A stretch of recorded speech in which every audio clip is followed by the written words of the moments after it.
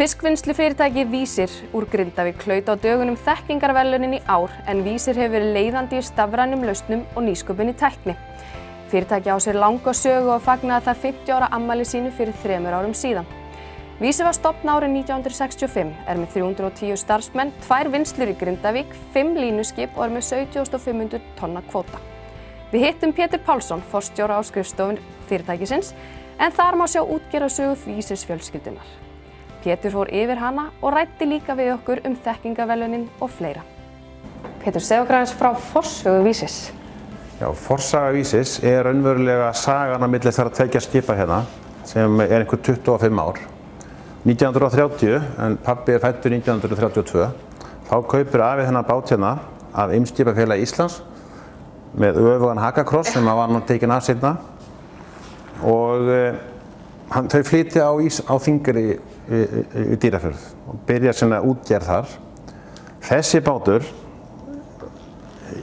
verður síðan að þessum hér stóra þegar búið að lengja hann og stækka hann, þannig að það er ekkert nýtt hjá okkur hér að vera að endurbyggja báta, það er frá afa og það sem meira var, hann er gerð út af útilega á línu og alveg fram til 1943 að þá er þessi bátur í róðurum og er að fiska og sigla til Bretlands og hann er einn af þessum bátum sem siglir til Bretlands í stríðir með fisk. Og 1943 þá hefur verið greinilega árað verið hjá afa og hann lætur byggja þennan bát hérna á Akureyri ásamt kaupfélaginu á helmingjónum þar og þá hefst þessi hrakfallasaga að í fyrsta verkefni skipsins sem var að flytja var í flutningum milli Arnarstapa og Reykjavíkur í svona fyrsta verkefni 1943 þá týnist hann með mann og mús. Og pabbi er engar afspurnar á henni síðan? Engar afspurnar. Það eina sem fannst var koddinn úr kojunu hans afa og hann rak pínlítið á strönd upp á Snæfellsnesi. Þannig það veit enginn hvað gerðist. Það voru sögusagnir að hann keyrt af Tundurdufl og eitthvað slíkt. En rétt er nú sennilega það að stöðuleikinn var bara ekki meir en þetta, hann hefur bara snúist. Það var á þessum árum var steypt í brúna. Þannig að hérna tapar amma eiginmanni sínum og nýja skipinu. Og 1945, 1,5 ári seinna, sem amma gerði út seinni bátinn til 1945, að þá er hann sigldur niður á leið með fisk til Bretlands í lok stríðsins og þá fórust með honum 5 menn. Hann sigldur niður að póstskipi, vinnu eftir póstskipi og þessir 5 menn, þar með bróðir ömmu, eru taldir síðustu mannfórnir Íslendinga í styrjöldinni. Þannig er það skráð. Þannig að hérna 1945, þegar pabbi er 13 ára, þá er fjölskyldufyrirtæki farið og hún með sín 4 börn, 35 ára gömul. Nokkrum árum seinna þá eru systur hans pappa búin að ná sér sjómenn. Bróðir hans pappa var sjómaður, þeir voru allir 4 og þeir fóru í það ásamt öðrum mönnum á Þingeyri að reyna að endurvekja veldi afa og kaupa sér hennar bát.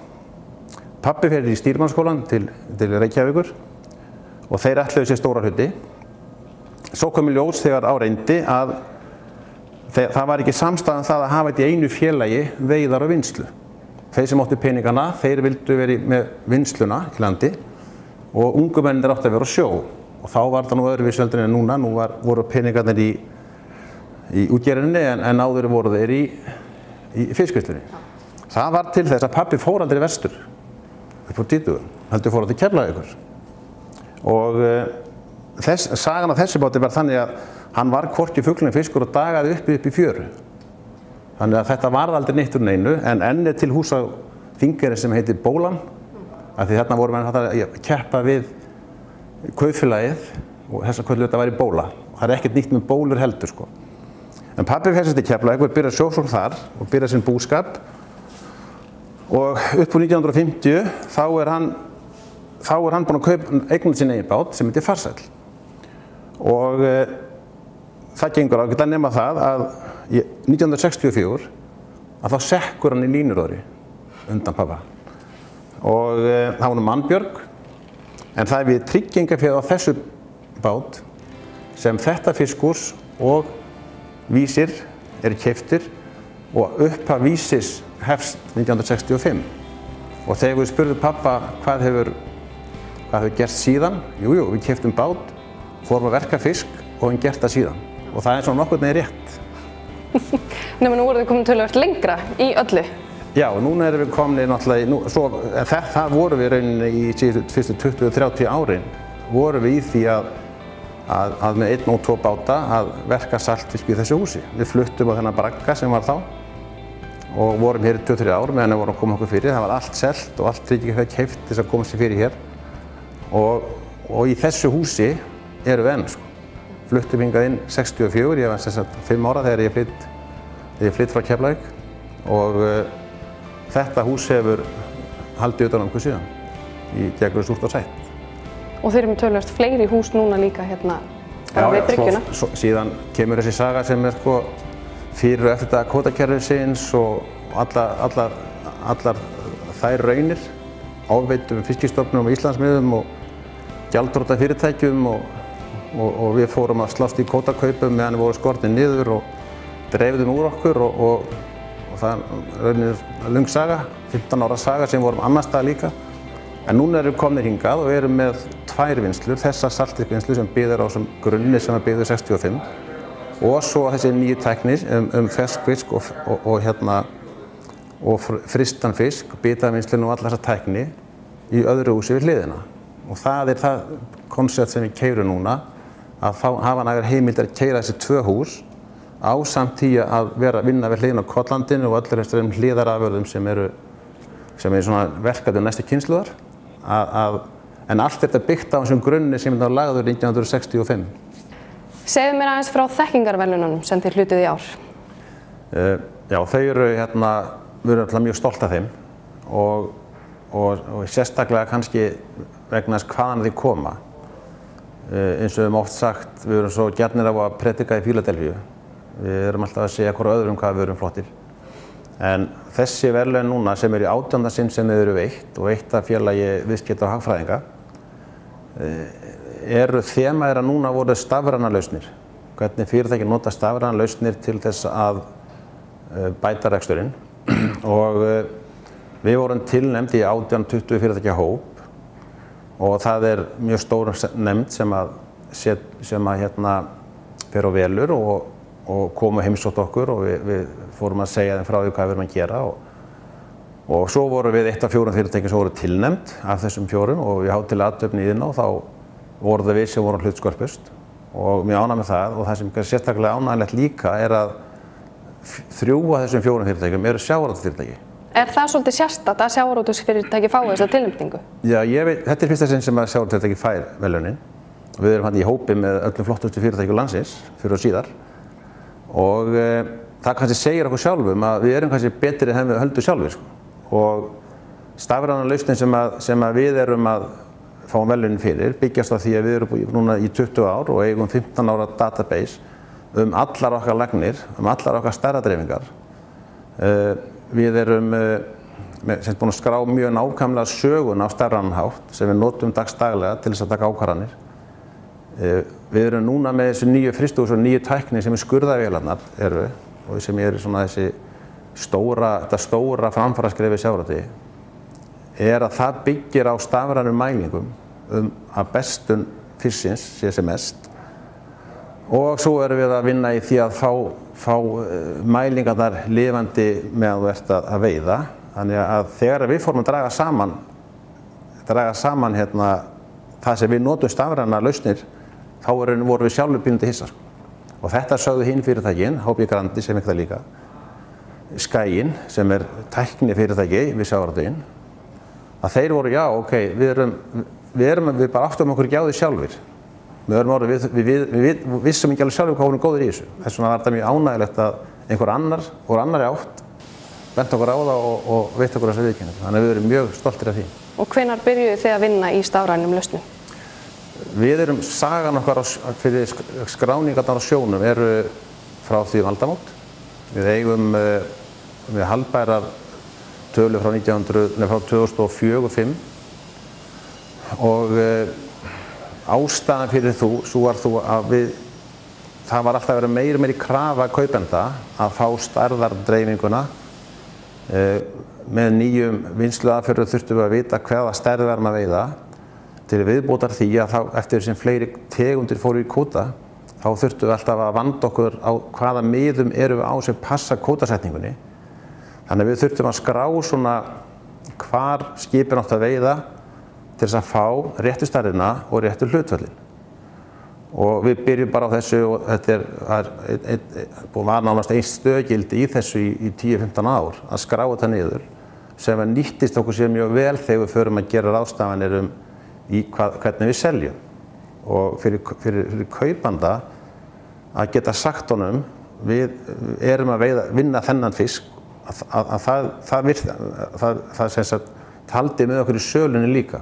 Þannig að við erum að vinna með 15 ára database í sögunni, við erum að vinna á núinu í mælingum á vinnslunni og sölunni og það nýjasta sem við erum að gera það að við erum að fara að setja mælingar um borð í skipum meðan við veiðum þannig að menn fái svona 3 til 5 daga fyrirvara á hvernig fisk þeir muni fá til vinnslu á þessu tiltekna degi.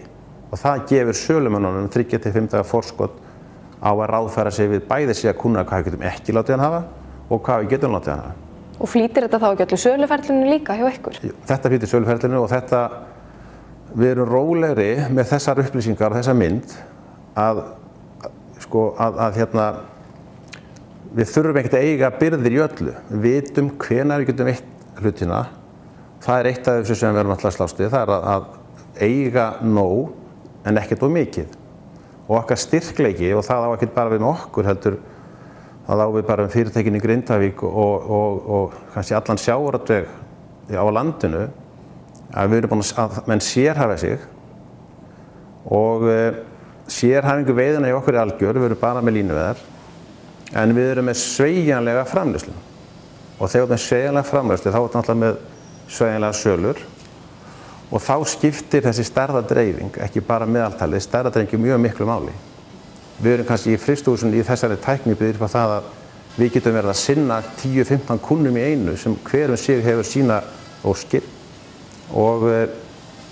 þannig að ein stærðarflaki passar í skurð fyrir þennan kunna og næsta stærðar fyrir einhvern annan. Þannig að það er mjög mikil nákvæmni í því að skera fyrir hvern kunna fyrir sig.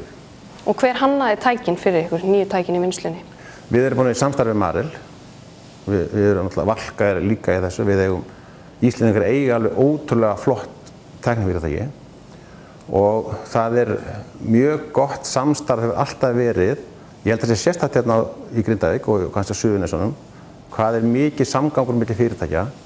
En síðan hefur náttúrulega gegnum tíðina samstarf tæknifyrirtækja og sjávarútvegsfyrirtækja verið með eindæmi gott.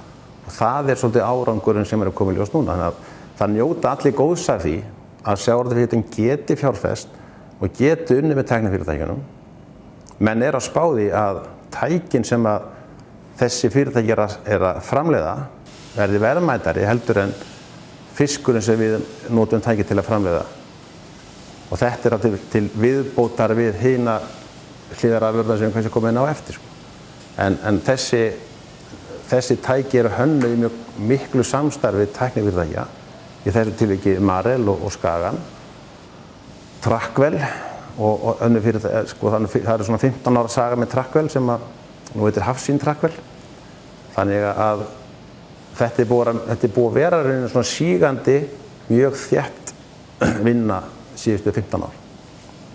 Og þú talaðir einmitt það á fyrirlestri sem ég var hjá þér í gær, að rekjanleikinn væri svo mikilvægur.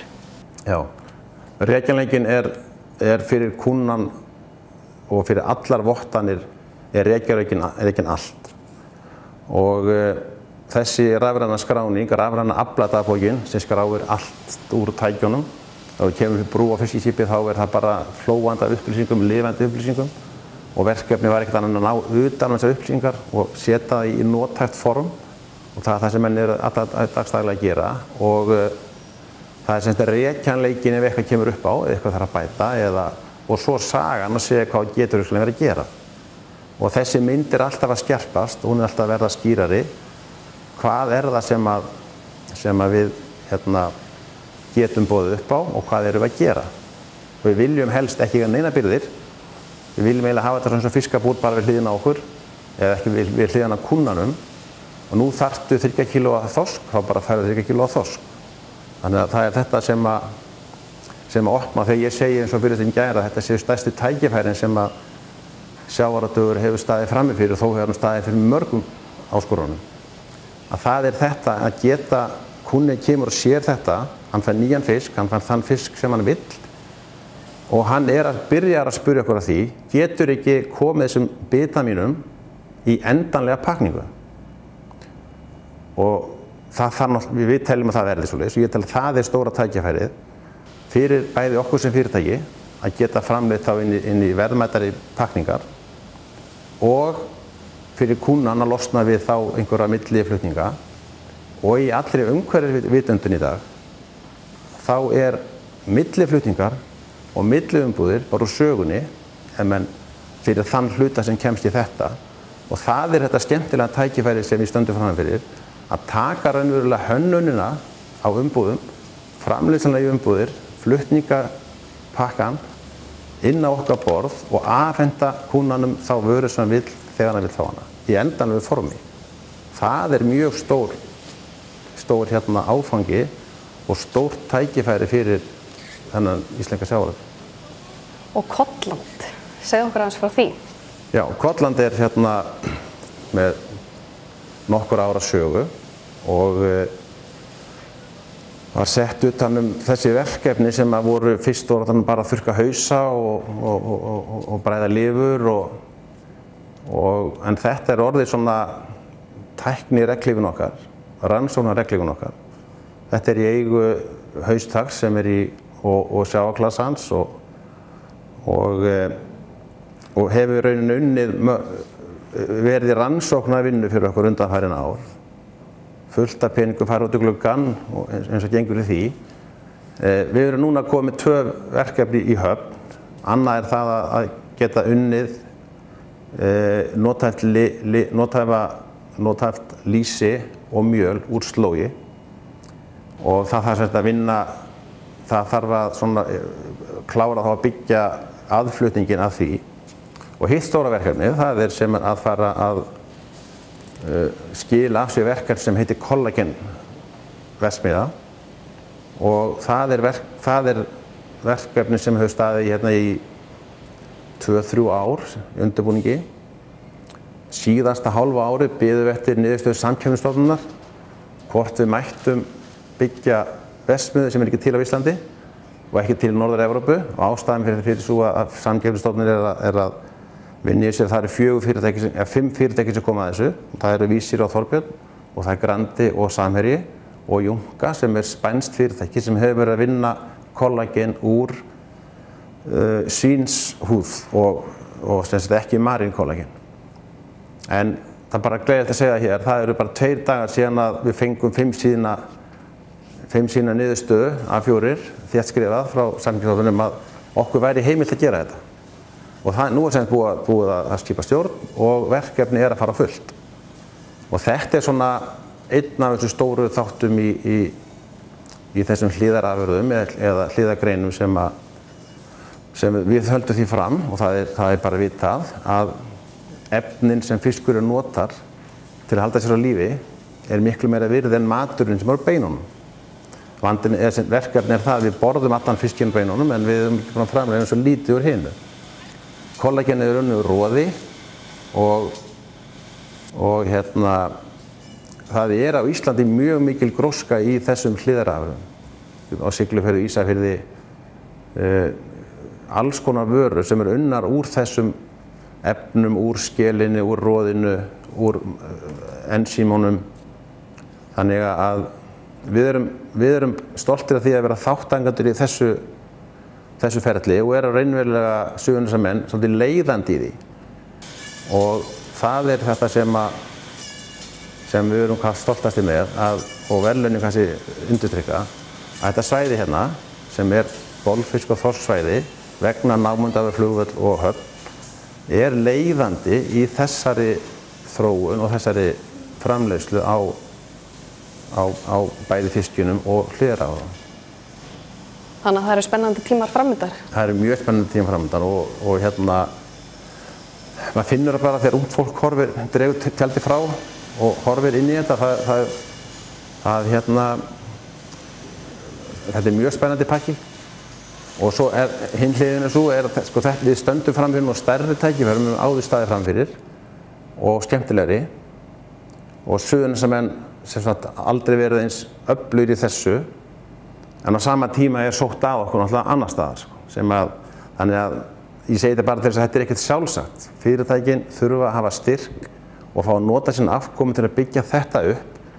Ef þeir tekið af þeim í eitthvað annað, að þá býður þetta hliðarlínunni og þá erum við bara högt að saman parinu. Við gætum horft fram á fjárfestingar hérna í þessum greinum í að full nýta vöruna, í að full pakkinni, hannana til sölu, vinna allar auka afurðarnir. Þegar við erum að tala um kollagenverksmiðju þá erum bara að framleiða duftið þá út eftir alla áframvinnsluna á því. Hérna getur við að draga inn fjárfestingar og tæknistörf tengdu sjávarútvegi sem í því mæli sem við höfum aldrei séð áður. En það eðli málsins samkvæmt mjög dýrt og krefst mikilla fórna og þolinmæði og þess vegna verða menn að það ekkert sjálfsagt að þetta takist. Og í kjölfar sveitarstjórnarkosninga þá saknaðist pínlítið að pólitíkin sé ekki búin að gera sér grein fyrir. Hún minnist reyndar aldrei á þetta. Það sótt að fyrirtækjunum að miklu meiri hörku og miklu meira skilningsleysi heldur en ætti að vera. Því þetta eru svo augljósir þættir sem við erum að horfa á. Og þetta í sjálfsög ekkert nýtt, þetta bara tækni sem þekkt, við erum að draga hana til okkar, við höfum trúverðuleikann og fólk vill vinna með okkur í þessu og við verðum alltaf að afli sjálfir til þess að það komi einhverjir fleiri með okkur í pakkann.